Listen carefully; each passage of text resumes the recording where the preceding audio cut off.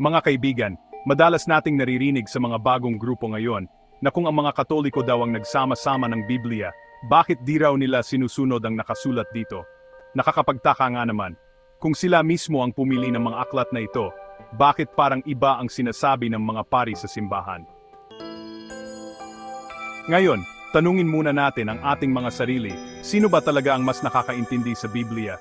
Ang mga Katoliko na siyang nag-ayos nito, o ang mga bagong grupo na nakikibasa lang? Isipin nyo, parang libro ng mga luto ang Biblia. Maraming sangkap, maraming proseso. Pero kung hindi mo alam kung paano pagsasamahin at kung paano lutuin ng tama, pwede kang magkamali. Ganyan din sa Biblia. Kailangan alam mo ang konteksto, ang kasaysayan, ang tunay na mensahe. Hindi pwedeng literal na lang ang basa.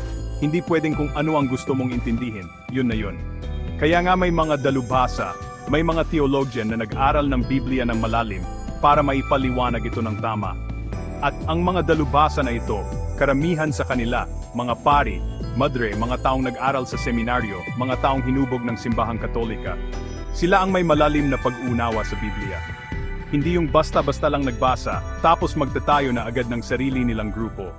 Kung totoo nga ang mga Katoliko ang mali, at ang mga nagprotesta ang tama, bakit napakarami na nating sekta ngayon? Iglesia ni Manalo, ang dating daan, Seventh-day Adventist, Jehovah's Witnesses, at kung ano-ano pa. Lahat sila, may kanya-kanyang interpretasyon sa Biblia. Kung iisa lang naman ang Biblia, bakit iba-iba ang intindi nila? Kasi nga, kanya-kanyang interpretasyon. At dahil kanya-kanyang interpretasyon, kanya-kanya na ring aral, kanya-kanya ng paniniwala. Sino ang tama? Sino ang mali? Kung tutuusin, lahat naman sila nagsasabing sila ang tama.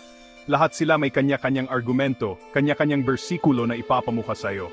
Pero sino ba talaga ang paniniwalaan natin? Ang tanong ko sa inyo mga kapatid, kung lahat sila tama, bakit di sila magkaisa?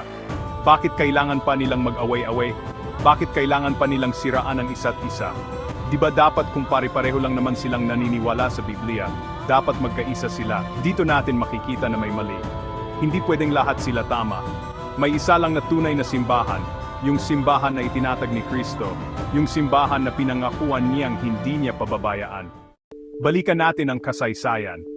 Noong ika-4 na siglo, noong kinokopya pa lang ang mga sulat ng mga apostol, noong pinag-iisipan pa lang kung aling aklat ang dapat isama sa Biblia, nasaan ang mga sektang ito?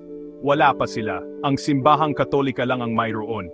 Ang mga obispo na siyang kapalit ng mga apostol ang nagtipon-tipon para pag-aralan ang mga sulat, para ideklara kung alin ang tunay na salita ng Diyos at alin ang hindi. At ang mga aklat na yon ang naging Biblia natin ngayon. Kaya huwag nating kakalimutan na ang Biblia ay hindi gawa ng mga sekta. Ito ay bunga ng pananampalataya, ng tradisyon at ng autoridad ng simbahang Katolika. At ang simbahang Katolika, mula noon hanggang ngayon, ay isa lang. Hindi nagbabago ang aral, hindi nagbabago ang paniniwala. Kaya mga kaibigan, hindi porket hindi mo gusto ang mga aral ng Iglesia Katolika ay salungat na agad ito sa Biblia.